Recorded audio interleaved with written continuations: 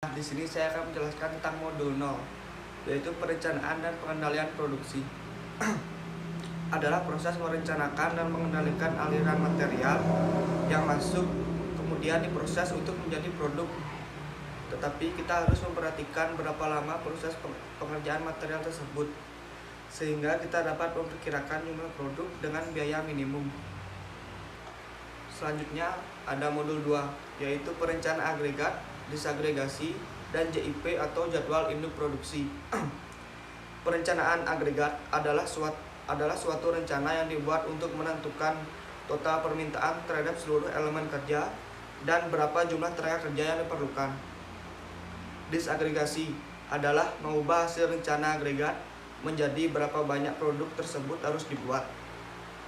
JIP atau jadwal induk produksi yaitu suatu rencana terperinci mengenai berapa unit yang harus diproduksi pada periode tertentu untuk setiap unit produknya. Selanjutnya, modul 1, yaitu proses agregasi, peramalan, dan verifikasi. Proses agregasi adalah proses pengelompokan produk item yang mempunyai pola yang sama sehingga terbentuklah produk jadi. Peramalan adalah meramalkan berapa banyak barang yang dibutuhkan di masa yang akan datang. Ada 3 peramalan, yaitu peramalan jangka pendek, yaitu selama 5 minggu ke depan. Yang kedua, ada peramalan jangka menengah, yaitu 24 bulan ke depan. Dan jangka panjang, kurang lebih 5 tahun ke depan. Verifikasi. Kita bisa menggunakan metode yang pertama, yaitu metode regresi linear. Yang kedua, metode single exponential smoothing. Yang ketiga, double moving average. Dan yang keempat, double exponential smoothing. Selanjutnya ada modul 4, yaitu MRP, Material Requirement Planning.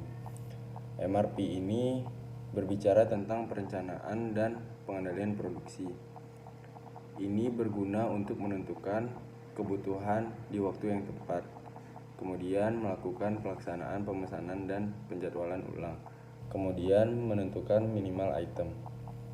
Nah, MRP ini punya beberapa istilah seperti lead time, on hand, dan lain-lain, serta memiliki prosedur sebagai berikut. Yang pertama routing, yang kedua netting, yang ketiga offsetting, yang keempat exploitation. Selanjutnya ada modul 5 yang berjudul Assembly Line Balancing, yang bertujuan untuk menyeimbangkan pembagian elemen-elemen kerja pada setiap stasiun kerja agar waktu menganggur dan penumpukan benda kerja atau sering disebut istilahnya bottleneck pada suatu lintasan produksi dapat dieliminasi. Nah, di sini saya akan menjelaskan mengenai modul 6, di mana modul 6 ini menjelaskan tentang just in time.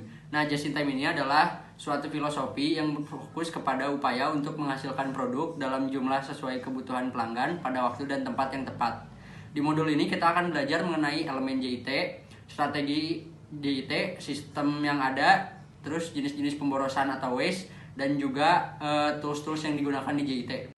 Hubungan dari modul 0 sampai modul 6 ini, di mana di modul 0 kita memproduksi 2 buah mesin Stirling yang dimana nanti si perhitungan waktunya digunakan di modul 1, yaitu untuk membuat jadwal induk produksi, yang nantinya digunakan di modul 2 untuk mengetahui apakah JIP yang kita gunakan itu sudah efektif atau belum.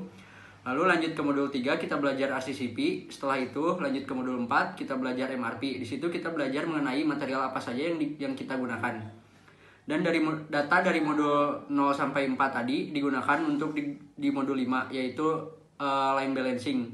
Di mana di modul 5 kita membuat lini produksi yang efektif yang nantinya dilanjutkan untuk ke modul 6. Kita belajar Kanban untuk menyempurnakan data dari modul sebelumnya. Terima kasih.